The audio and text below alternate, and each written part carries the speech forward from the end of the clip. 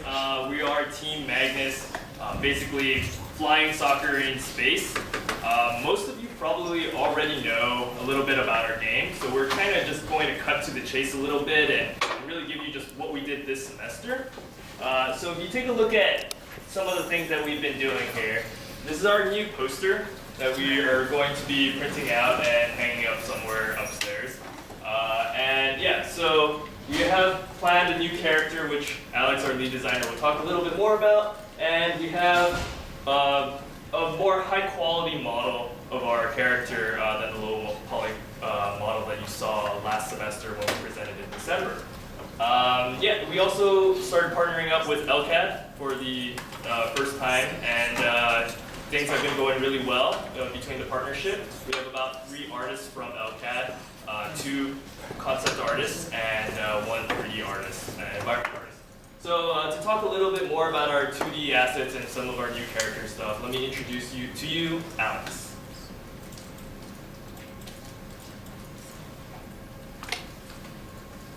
Hey guys, I'm Alex. So on the screen, you can see a bunch of concept art that our artist at LCAD has completed. This one is still in progress, and this one on the top right is actually a new character we're calling Atlas. He's kind of like this giant hulking robot who can't fly, but because of his huge size and his energy hands, he can actually grab the ball. Whereas our first character, Lily, who you can see the splash art is completed now, can only hit the ball with her shield and her body. Atlas will be grounded, but be balanced in the way that he's like the only character who can physically grab the ball. And this is sort of our updated map and our new logging screen, which you'll get to see in action very soon. And then we have Matt. We did a lot of work with Polish on 3D assets and particles and related things like that the past couple of months. So scoring a goal just feels a lot more epic now because the more particles you throw at something, the cooler it looks. We have brand new assets for the character, like entirely new, that our 3D artist Justin, who's actually no longer in the program, made for us. There's new particles for boosting, there's particles for when the swallow is moving, there's particles for when you pick up energy cubes. Speaking of energy pickups, we have some new energy pickups from our wonderful artists at LCAD that are in the game, and you'll be able to see those. And we've done a lot of optimization through lots of testing in Unreal and lots of printing of GPU logs. And we've managed to get our game to run at a pretty stable 35 or 40 FPS on like Intel integrated graphics on high, which we think is pretty solid. That's something we're always iterating on since we'll be at GDC trying to demo that for Intel. And kind of coming up for Magnus post-midterm, the biggest ticket items for us are going to be Mac builds. Let's see, Steam integration, that's finally happening since we'll be on Steam Greenlight by the end of this week. And those are really kind of the biggest things. Obviously the implementation of the new character that will be coming along as well. So we're now going to kind of switch gears and we're going to play a round for you that we're going to have casted by one of our team members, Darren, here. And so we're all going to run upstairs to play. And joining me today will be another team member, Jeffrey. On the left, we're going to have David here spectating the match from afar, and on the right, we're going to have our lead designer, Alex, play right in front of you guys. So hopefully it doesn't choke. I'll try my best, guys. So this is going to be our practice casting match for EDC, and this is not scripted. This is going to be, we're just going to throw them right into the game and see what happens. And yeah, and we tried to make the teams as balanced as possible because otherwise no one likes seeing a stall, like seeing competition. Who's the worst? That'd be easy. That's why I'm up here, and I'll play. So yeah, as we get into the game, this is okay. Got Derek and Fluffy Sheep on the blue team, Valakar on red, and once Alex joins in, Wave of Brave as well. And just to check, all of our audience members in the back here, the music and everything fine, right? Yeah. Perfect.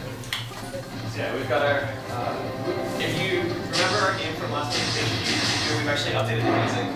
We've added a number of new sound effects. There's boosting sound effects. There's now adaptive sound effect, whatever you can see. You can see Matt and Brian and Alex and everyone on the side spamming the emotes. And yeah, so without further ado, let's kick it off.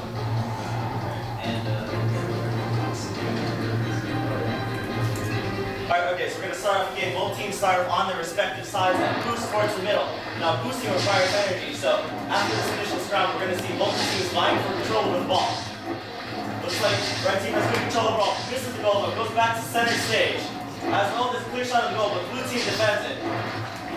Alex going into the center, making attack on the goal, narrowly misses.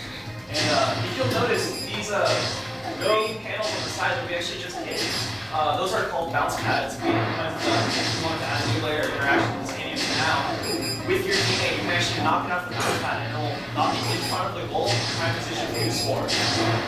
Lots of danger. Let's see if the teams can take advantage of it. Ball is free in the mid zone. If you listen to Alex's stream, he's out of energy, so he has to go pick up more before he can continue boosting around the arena. So one of the dynamics we really like is that you can make a lot of really pretty actions to the ball by spamming your boost and spamming your dash, but then you're going to end up out of energy and the other team's going to be able to maneuver around you. So we strategically place these energy pickups, and you can see whenever Alex collects one, they get a lot of green sparks showing fly towards your character. We wanted them to be a choice that you had to consciously make, whether or not you're making an aggressive action on the ball, or you're routing for some energy and moving kind of this initiative that you've established. With a nice block by Fluffy, Valcor's shot goes awry, but it's still behind the goal. Let's see if blue team can get the ball away. Will Fluffy Sheep go for the bounce?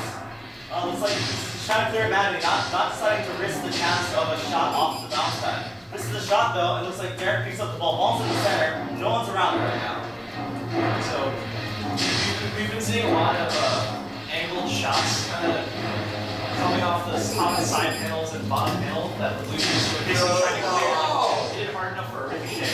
As Alex will demonstrate to you soon. Right past Alex as he was trying to set up a shot. Gets the score. Alex, come on, man. So you can see our eclipse. So Alex going straight on for what we call the cheese goal. You just kind of dash all out. Maybe getting an angle, maybe not. Who knows? But if you'll notice, Alex is actually preferring to use the dash to get around the area, the arena a lot more. It tends to be a little bit more energy efficient. But you can see there, it's a tiny bit slower. And what we like is that you can use this dash kick when you're coming up and approaching the ball, angle it with your movement, pull off some pretty crazy shots. It's hopefully something we'll demonstrate here. Oh, it's going towards the center. Alex took a clear shot. 1-1, halfway through the match. We see both teams making some pretty aggressive actions. Jared, what do you think the red team needs to do this season? So the red team just lost the ball. Well, to be fair, the blue team does have the advantage of communication. They're able to talk up there. Alex to reflect solo, but Alex cannot clear the ball and Valor scores. And we see Brian going a little crazy with the crying gun. And hopefully they'll be able to turn it around. Valor comes in swinging right out of the gate. Oh my gosh. So, we still got 2 minutes left in the game. Anything can happen. Alex decided there to just hold his shield open and see if he can just rebound the shot off from blue team. Gets it for a little bit, but loses control of the ball. Oh, he goes for a shot off the side. The ball is loose. He decides not to commit to it, tries to get to the rebound from blue team. Gets him, the ball is in a dangerous spot. He goes for the bounce shot. Does not make it though. And you see there, that was an interesting interaction that we saw Fluffy Sheep going for, because he was trying to clear the ball off and bouncing off the side panels, but he was taking an extra care not to bounce off the green panels. That would put the red team in a perfect position to score. So, ball on a breakaway, center of the right goal. Can you block it? Shot gets missed. This is the center, but they missed the shot. And now, notice also that when you see Alex dashing with the ball and spinning, his kicks will go in the direction he's dashing, so he does have the ability to aim his shots very precisely. See, ball is shot off the ground, does not connect, and Alex clears the ball from the goal. This is the shot, ball is loose. Will anyone take it? No, looks like they're playing defensively. Alex has a clear shot right now.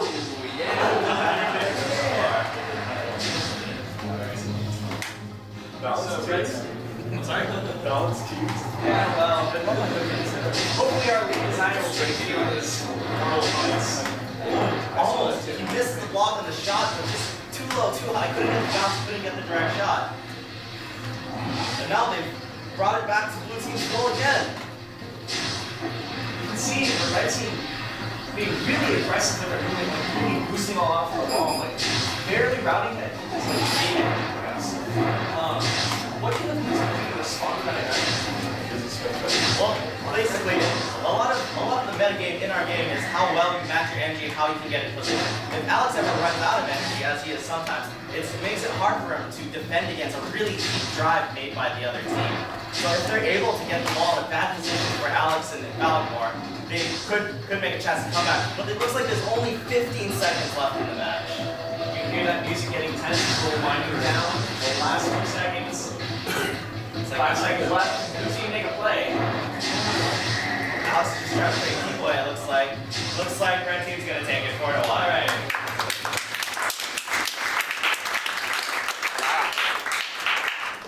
So we're gonna give a few seconds for the guys to come down and we're gonna open the floor for Q&A. How are you so good? I play a lot. So a question I'd like to pose to the audience is, I wonder if anyone can guess who spent the most time playing this game. The designer as a ship. Okay, so I guess now we'll open up into questions. When's it going on sale? We're trying to get it on Steam Greenlight, the voting system, by the end of this weekend at the latest. And we will be advertising that with a press kit. Yes. How long would it take to add and with a new character? So our character is actually 90% gray boxed in terms of just implementation, but we're actually waiting on art and animation to finish up on their end. So we expect the second character to be done like 1 to 2 weeks after we get back from GDC. We have art. We're just backlogged on art right now. Yeah. Yes. You said that you were going to be working on a replay system. Where is your status? So, status on that, Unreal doesn't support that until 2 months from now.